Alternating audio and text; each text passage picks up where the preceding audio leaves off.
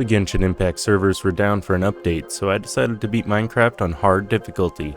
In the last episode, I began to set up my base at my spawn location, next to a pillager outpost. I even explored some of the Cavernous Cavern of Death, an expansive cave below my base, and made my first Nether portal. In this episode, I make even more progress towards my ultimate goal, defeating the Ender Dragon. Legend has it that the very field that I set up my base in was once an expansive city, but it was all turned to ash when the unruly dragon appeared out of the clouds one fateful day. Many heroes have tried to end her reign of terror, but all have failed. It is now up to me to finally bring peace to this world, so stick around because there's a lot that happens in this episode. You want to watch until the end. If you enjoy this video, please consider subscribing. It's free and you can always change your mind. So after finishing this work of art, I entered the Nether for the first time. I immediately began to make a basic barrier so I didn't get knocked into the giant lava pit below. But it didn't take long for one of the locals to sneak up on me and smack me on the back of the head. After a short panic when he broke my shield, I was able to keep him at arm's length and avoid death, for now. Unfortunately, I can't say the same about our rude friend. Before he died, he said, "Gold or death." Then he died. After my close encounter with death, I decided to put my adventures in the Nether on hold for now.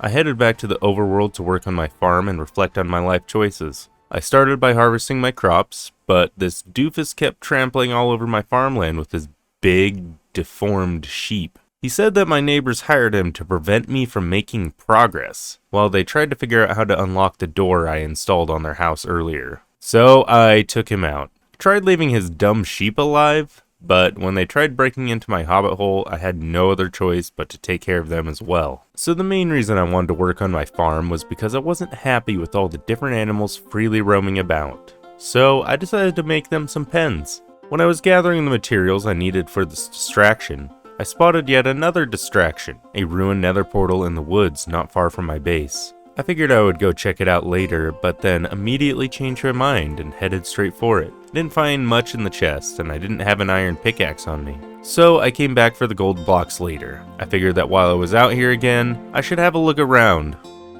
And sure enough, there's a village not too far off in the distance. So I gathered some food along the way and spent the rest of the day looting everyone's house. Whenever they asked why I was stealing all their most prized possessions, I simply told them that I'm more important than them. I'm going to free this world from a terrifying dragon after all. Even though we don't speak the same language, they seem to understand. The next day, I headed home, making sure to put down a couple torches along the way so I could easily find this village later.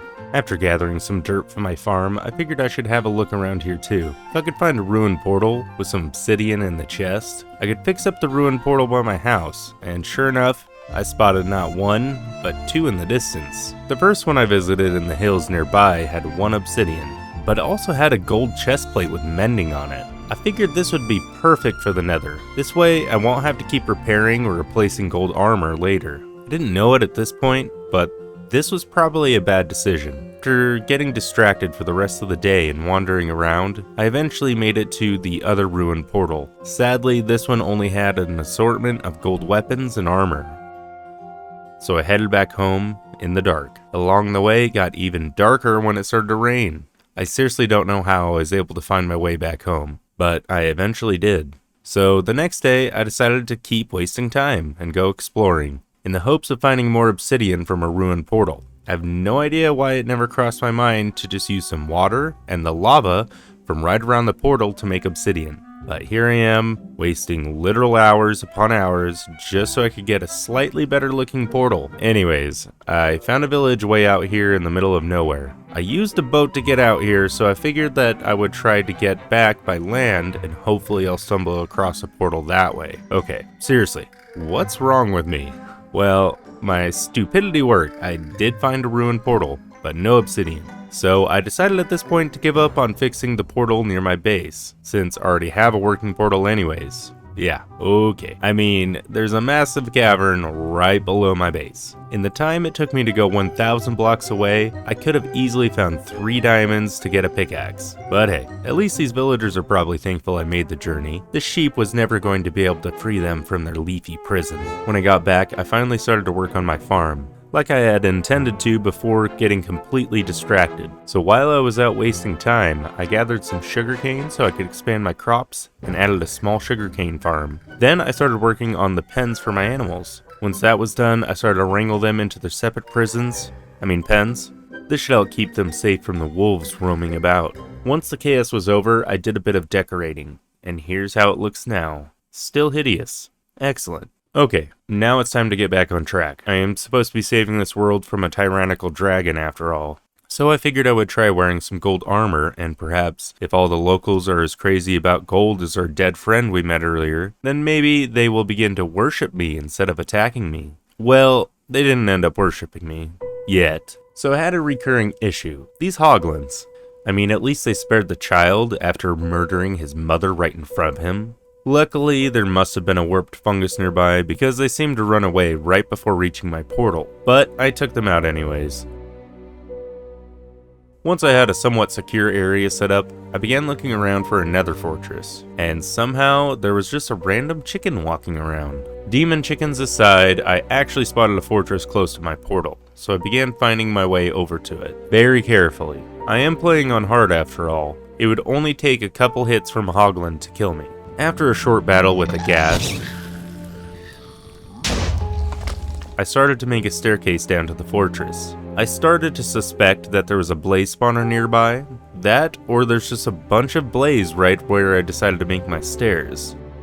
I was eventually able to fight my way down, and sure enough, there's a blaze spawner right below the stairs. After collecting my first blaze rod, I blocked off this spawner for now and made a small roof. I wasn't sure if I wanted to use this blaze spawner for my farm or not though. There's a lot of open space just above this one, so I might look around for a better one. So after a short trip back to my base to resupply, I headed further into the fortress. I was hoping I would find a better spawner nearby, and sure enough, there was. This one seems to be covered mostly in netherrack already, so I think I'll be able to get a better spawn rate with this one, without having to spawn proof a huge area like I would with the other one. So I got some blocks and went to work. This was quite difficult, but I've been able to do this on hardcore before, so I was confident I should be able to do this without dying. Not that the blaze didn't try their best to knock me out. I never had a blaze combo me so many times. I nearly died because I thought, surely he won't keep hitting me. Even his buddies had the same idea. I seriously must have walked in on their fight club or something. But I eventually got them cleared out and began marking out the area for the farm. So I'd like to point out that if you notice the colors change, it's not your screen. I switched to windowed mode so I could have a tutorial pulled up for this, and I use a colorblind filter because, you know, I'm colorblind. But it only works with Minecraft when it's not in full screen. I also ended up trying some different shaders later on because I was running into some performance issues and Minecraft kept crashing. Anyways, back to the spawner. It seems like everyone uses the same basic blaze farm design. I end up using 1UpMC's tutorial, mostly because I like his skin. Because I'm playing on hard, I decided to build this farm in reverse order. So after I marked out an area 3 blocks from the spawner in all directions, I made sure to leave a platform above me for now and started to mine out the floor of the farm, 3 blocks below the spawner. I also made sure to keep the area very well lit,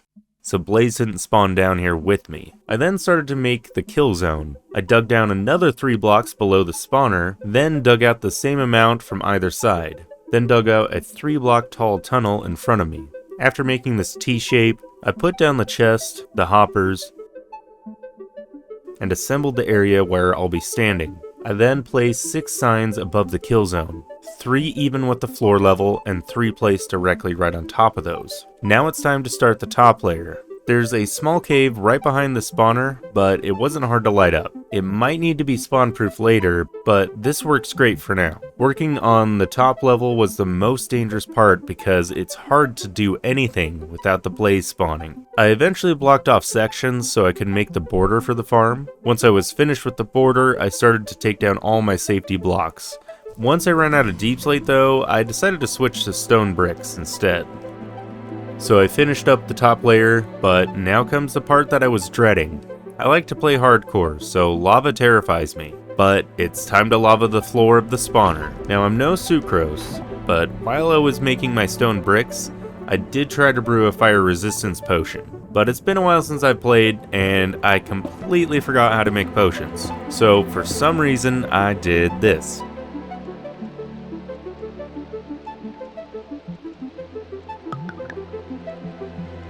Cool, spicy water. Maybe I can open a lemonade stand and sell this to my neighbors as a prank. Anyways, I was eventually able to place the lava, safely. I just made sure to keep a barrier between me and the lava. Now for the final step, removing the platform so the blaze can start spawning. This wasn't too difficult, but it was pretty nerve-wracking because it doesn't take long for blaze to appear. I finished up the entrance to the farm's kill zone and tested it out. This farm works super well. I'm glad that I didn't use the blaze spawner at the entrance.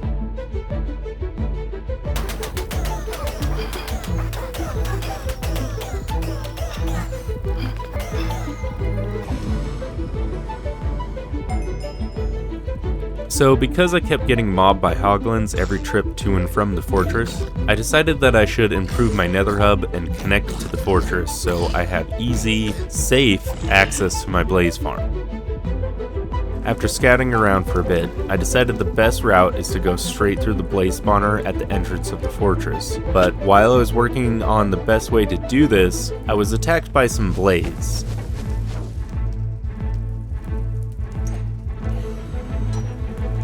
Then, out of nowhere, a wither skeleton, and when it broke my shield, I knew I was screwed.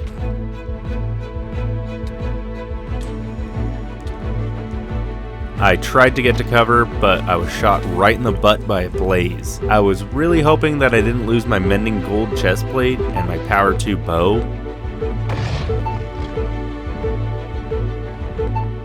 But it looks like most of my stuff flew into the lava below. I knew I should have finished covering this up earlier. Luckily, I was able to recover some of my stuff, including my bow, but I lost my chestplate. It was here that I thought that maybe wearing a squishy gold chestplate wasn't the best idea anyways. So I decided to finish my Nether Hub later. I need to get diamond armor so I stop taking so much damage from everything. This is when I decided to install Visible Ores texture pack. I've spent a lot of time looking for diamonds in the Cavernous Cavern of Death already, but I really haven't been able to find many, so I hoped this texture pack would help. Well, it kind of did, but not as much as I would have liked. I kept thinking that lapis and iron were diamonds, and it looks like ores kind of change colors sometimes. When I was strip mining, I noticed these diamonds look fairly green compared to the ones I found earlier, which look white to me.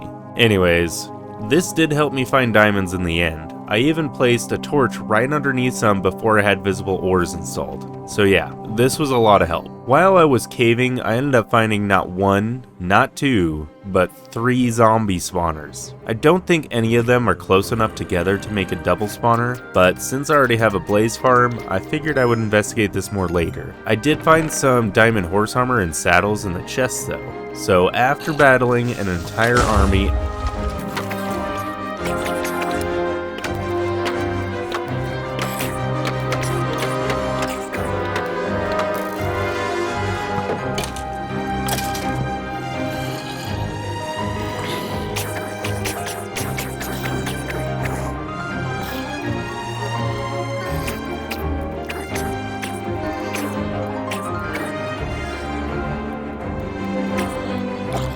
and nearly dying from a witch's poison brew,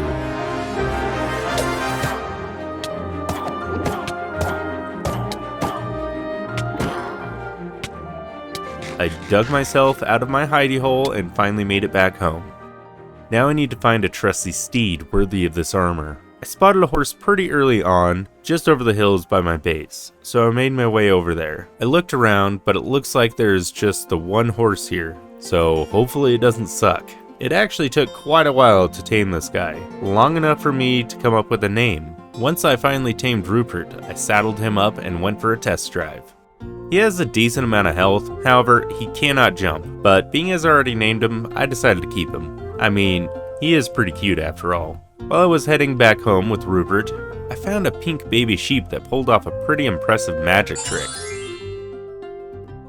I decided this magical sheep needed to come home with us. I left him in the pig pen, but I don't think the pigs are fooled. While caving, I also found a couple name tags, so I decided to lock it in. My trusty steed is henceforth named Sir Rhupert of the Hobbit Hole, or Rhupert for short. Now it's time to finish my Nether Hub. Once I finished the terrifying task of building a path over the giant lava pit between my portal and the fortress, I added a roof and laid nether brick slabs along the floor the entire way. I left some spots for torches, but it should be pretty mob-proof in here now. I even left a little peephole so I can still agitate the local fauna.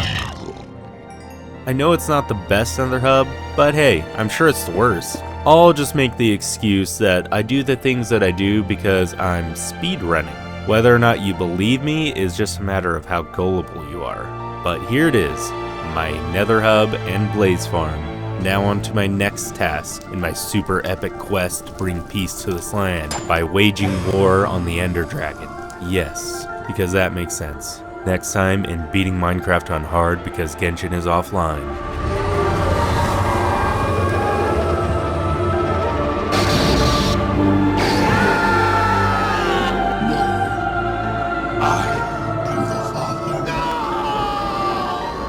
Don't forget to leave a comment for the algorithm before you leave.